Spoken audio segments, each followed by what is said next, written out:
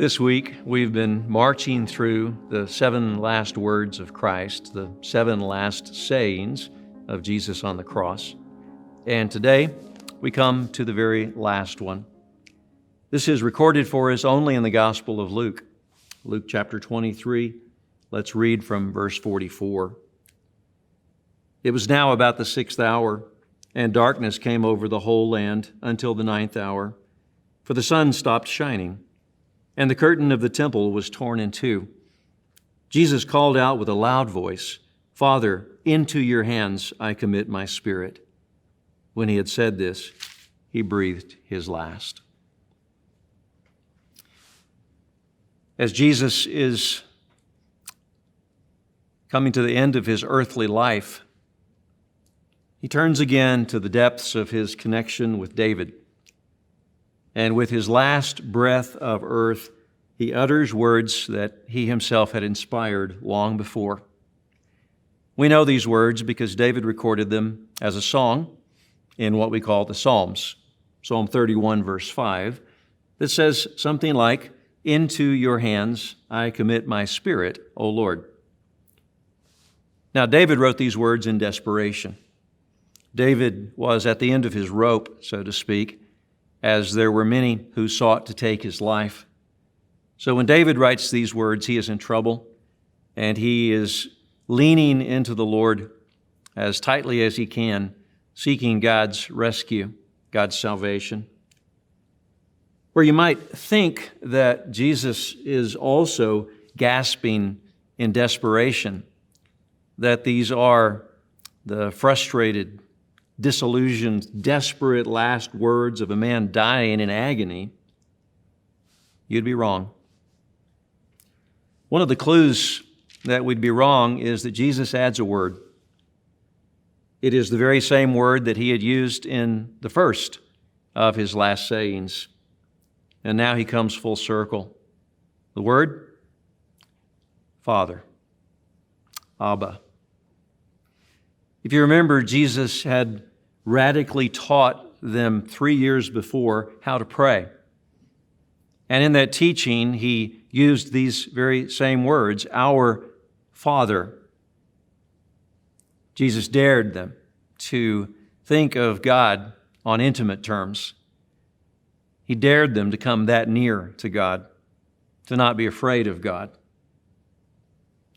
So Jesus, who is in no way afraid, turns his mangled body and his broken, sin-soaked soul toward the one place that he knows it is safe. He runs into the open arms of his daddy, his Father. It's worth noting also at the very same time what's going on around the scene, darkness. It's dark as night at the middle of the day. This started around noon at the 6th hour. It has gone on for about 3 hours. It's very fitting that it would be dark as the light of the world is momentarily extinguished. At the very same time, it appears the curtain of the temple is torn in two. I don't know a lot about that curtain, but I'm told by scholars that it was imposing. It was built as a barrier. It was a curtain 9 to 12 inches thick, and it very sternly, very clearly was a line of demarcation between the Holy of Holies in the temple and the place where the people could go and congregate. It protected them, so to speak. It separated them from the holiness of God. This curtain is torn in two, and once and for all, the barrier is broken between sinful man and perfect holy God. Now the Father who welcomes him home can welcome us. Now his Father becomes our Father, truly and completely for the first time. So as Jesus says this last phrase, his last words on the cross, I hope that you can see they are not words of desperation. They are words of absolute, complete trust. In our culture, we teach our kids little bedtime prayers. Now I lay me down to sleep. I pray the Lord my soul to keep. If I should die before I wake, I pray the Lord my soul to take. Something like that. We're not the only culture to teach our children prayers. Jewish children were taught a little bedtime prayer by their fathers. Jesus was probably taught this very same little bedtime prayer by Joseph. This prayer also is an echo of the very same psalm. The last words of Jesus on earth are the remembered prayer he had learned as a child from his Father, now prayed to his Father. Into your hands, Father, I commit my spirit. Isn't that a great prayer? Can you think of a better one?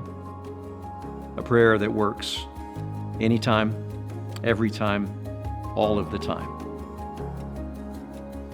Well, I hope that this little parade that we've taken you on through the 7 last words of Christ has been helpful to you, has been a blessing to you.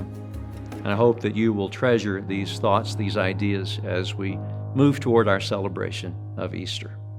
God bless you.